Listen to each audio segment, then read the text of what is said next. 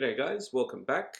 In this video we're going to go over the concept of inheritance using our Mario example from the previous video. If you haven't seen it, I'll put a link in the description where we covered an introduction to OOP and set up our example, which is based off of Mario, and we talked about encapsulation. So in this video we're going to focus purely on inheritance. And the idea behind inheritance, as the name implies, kind of comes from, you could say, biology. So if you had a family of dogs and the mother dog had, say, blue eyes. I'm not sure if dogs usually have blue eyes, but let's say that the mother dog had blue eyes and a brown coat, and the father dog had brown eyes and a blue coat. The puppies could inherit a mix of those attributes from the parents.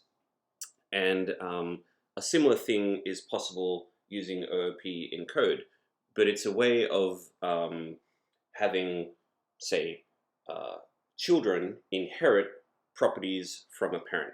So to rephrase that in perhaps a less biological way, it's a way of having common methods and fields, or common functions and variables in a parent, and those common things get inherited by the children. So to illustrate that, I think let's get rid of Mario 2 and let's instead create Luigi.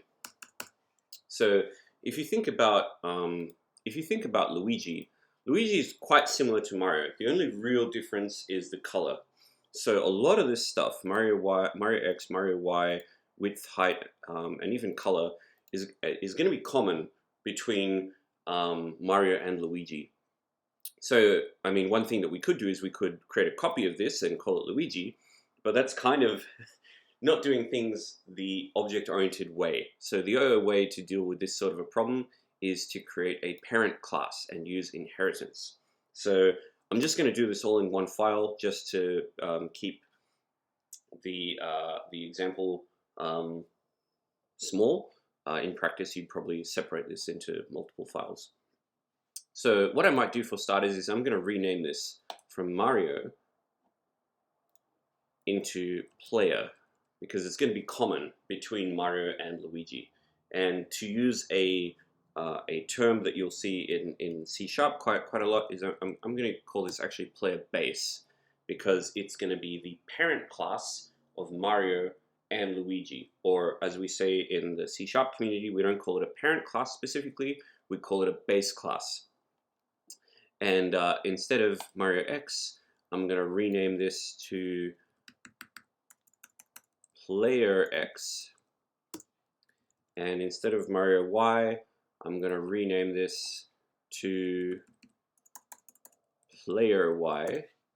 And same thing for Mario width, player width, and Mario height. I'm going to rename it to player height. Okay, so I think all of that looks pretty good. Now let's go ahead and create Mario and Luigi. So we can create a class for Mario and a class for Luigi. Now, we need a way for Mario and Luigi to inherit the stuff from player base, which is the base class. This is the base class. These are the derived classes, or in more general terms, this is the parent class, and these are the child classes. So the way that we do this is with inheritance. So how you do this will vary slightly from language to language, but in C# you use a colon. So Mario colon player base means that Mario inherits from player base, and we can do the same for Luigi. Now, what's going to be different between Mario and Luigi? It's going to be the color. So we need a way for Mario and Luigi to inherit from player base, but to specify a different color.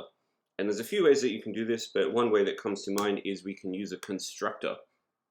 So a constructor is a function that gets called when you create a new instance of a class. So coming back to program, when we create a new instance of player base, you'll notice actually there's this open bracket, close bracket here, which looks awfully similar to when you call a function. And behind the scenes, even though we don't have a constructor, we didn't define any constructor yet, there is a default constructor always automatically in most object-oriented languages that just does nothing. So we're going to create our own constructor that gets called here, and it will allow us to pass in a color for one of the derived classes, for one of the child classes. So I'm just going to use a little shortcut CTOR on the keyboard with a double tab that creates a new constructor for me. I'm going to pass in a string color, and I'm going to set this dot color equals color. So this keyword might look a little funky, but it basically refers to this instance of a class. So if you remember in the previous video and earlier, we had two instances of Mario, and each one, like the properties of each one is different. So we moved Mario 2 more than Mario 1. So they each have their own copies of each of the fields. And this allows you to refer to this instance, this copy of the class from within the class. So this dot color, as you can see here, refers to this particular field, and color without the this refers to this argument or this parameter being passed in. You'll notice now, let's actually get rid of this red here just so that we don't get any false positives. You'll notice that Mario and Luigi now have a red squiggly line. Something's gone wrong. And if you read the error message, it's saying there's no argument that corresponds to the required parameter color of playerbase.playerbase string. So in other words, we're not providing this value. So in other words, we need to create a constructor in Mario and Luigi that references the constructor of the parent class. So let's just do the same thing again, CTOR, and we'll use a colon base, and we'll pass in red. So using a colon and then base from the constructor of a child class or a derived class invokes the constructor of a base class or a parent class. So we'll do the same thing for Luigi. And we'll pass in green. And what we want to do now is we want a way to retrieve the color. So let's create a method that allows you to retrieve the color. And we'll just call this public string get color. I'm kind of using the wrong, you could say, convention when it comes to capitalization. In C# programs, we use typically the first letter of a word is capital, which is a convention called Pascal case instead of what we're using here, which is camel case. But since I started it this way, I'm just going to continue with it. And I can use a lambda function or fat arrow function to just return the color.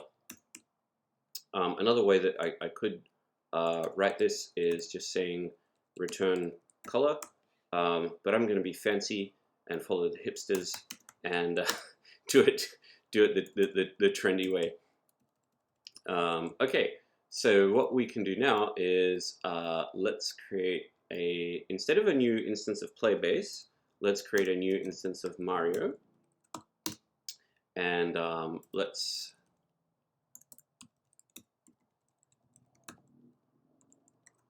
print out the color. Mario's color, Mario.getColor. And let's create a new instance of Luigi.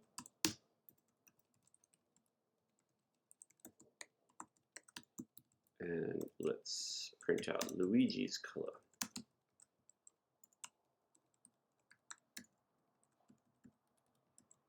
And let's run this and see what we get. So we get Mario's color red, Luigi's color is green. So if we come back, both Mario and Luigi have the ability to jump and move.